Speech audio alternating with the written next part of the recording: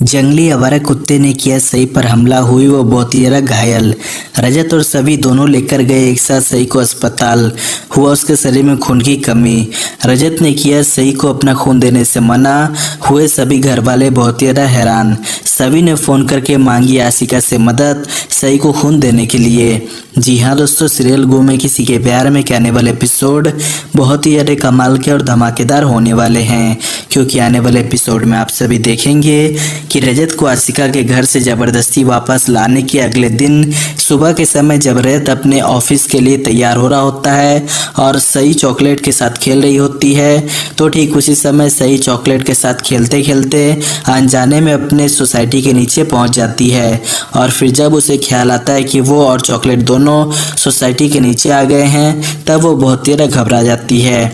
और फिर उसके बाद जैसे ही वो चॉकलेट को लेकर वापस घर आने के लिए आगे कदम बढ़ाती है, ठीक उसी समय वहां पर बाहर से एक आवारा कुत्ता भागते हुए चला आता है और फिर वो अचानक से सई के ऊपर हमला कर देता है, जिससे कि सई बहुत ही बुरे तरीके से घायल हो जाती है। और फिर जब इस बारे में रजत, सभी और पूरे परिवार वालों को पता चलता है, तो सभी लोग बहुत ही घबरा जाते हैं। और फिर उसके बाद रजत और सभी दोनों मिलकर तुरंत सई को अपनी गोद में उठाकर अस्पताल लेकर भागते हैं। तो वहीं दूसरी तरफ रजत और सभी दोनों के परिवार वाले भी पीछे पीछे अस्पताल के लिए निकल जाते हैं। और फिर रजत और सभी दोनों अस्पताल पहुंचकर सई को डॉक्टर के हवाले करके उनसे हाथ जोड़कर गिड़गिड़ाने लगते हैं कि चाहे कुछ भी हो जाए, प्लीज आप सई को ठीक कर दीजिए, उसे कुछ भी नहीं होना चाहिए। और फिर उसके बाद डॉक्टर तुरंत सई का इलाज करना शुरू कर देते हैं।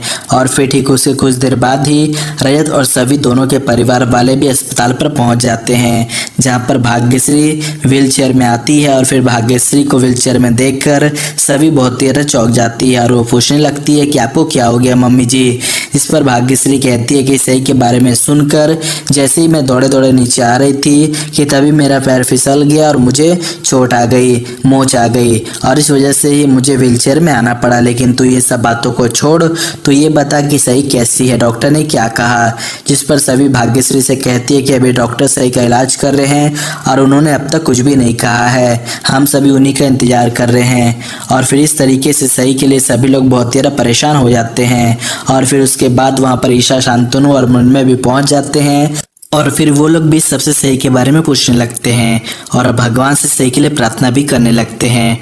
और फिर उसके तुरंत बाद ही भाग्यश्री इन सभी चीज़ों का दोष ईशा को देने लगती है और कहती है कि जो भी हुआ है तेरे वजह से हुआ है, क्योंकि तेरे चॉकलेट की वजह से या सई की हालत हुई है।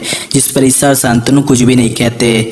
और फिर उसके बाद डॉक्टर इमरजेंसी रूम से बाहर आते हैं और तुरंत कहते हैं कि आप में से बच्ची के माँ बाप कौन है, क्योंकि बच्ची का बहुत सारा खून यहाँ पर लॉस हो चुका है, जिसकी वजह से उससे अर्जेंट खून चाहिए। जिस पर सभी लोग रजत से कहते हैं कि तू जाकर जल्दी से सई को खून दे दे।